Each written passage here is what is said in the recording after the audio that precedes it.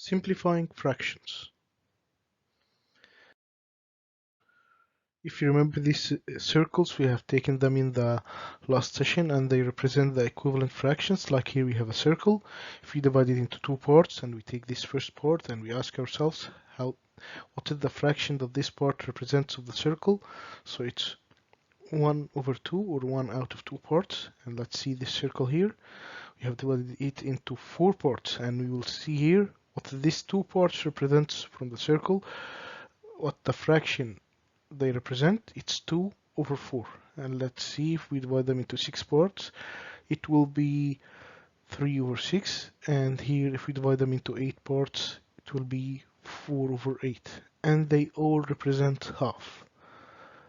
Okay, but what is the simplest form here? It's this one. It's the simplest form here because we can divide again. Here we can divide by 2. Here we can divide by 3, and here we can even divide by 2, or we can divide by 4. But this one here, we can't do anything to simplify it. It's in the simplest form. Okay, let me give you an example here. But before that, I want to give you a quick revision in the divisibility rules.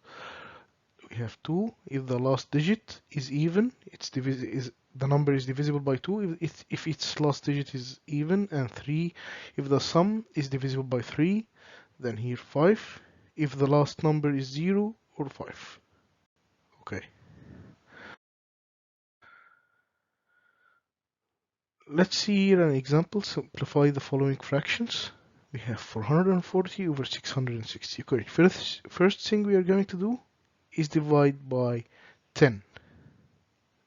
Okay, we'll divide by 10. So we will have 44 over 66.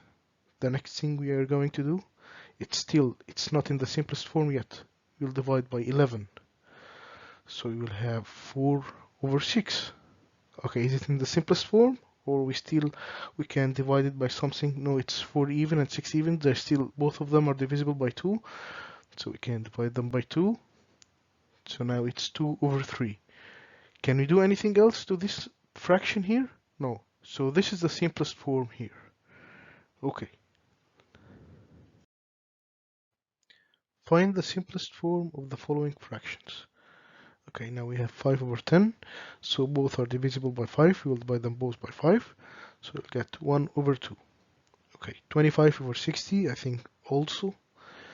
Both of these numbers are divisible by 5. So we'll divide them both by 5. We will get 5 over 12. Okay, let's see here. 3 over 15. So we'll divide them both by 3, as both are divisible by 3. So you'll get 1 over 5. Okay, let's see here. 16 over 48. So 6 is even and 8 is even, so they are both divisible by 2. So we'll divide them by 2. We'll get 8 over 24. Okay, let's divide them by 2 again. You'll get 4 over 12. So you can divide them by 2 if you want, but we can divide them by 4. It's easy. You can divide them by 4, so it will be 1 over 3. And from the beginning, you could have divided them both by 8 from the beginning, but if you couldn't get it, no worry, you can divide them by 2 as many as you want. No problem with that. Okay, 9 over 27. So both are divisible by 3, as 9 here is divisible by 3, and 27, 2 plus 7. It will be 9, so both are divisible by 3. We'll divide them by 3, we'll get 3 over 9. So 3 and 9 are both divisible by 3, so we'll divide them both by 3. So you will get 1 over 3. Can we do anything to the 1 over 3? No, so that's the answer.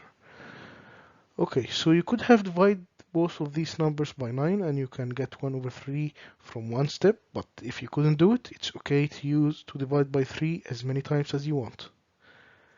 The most important thing here is to get the correct answer. Don't worry about the number of steps. Okay, we have 7 over 15. 7 and 15 is not divisible by any number. So this is the simplest form of this fraction. Don't have to do anything with it. That's it. Okay, that's it for today, and the next part is just for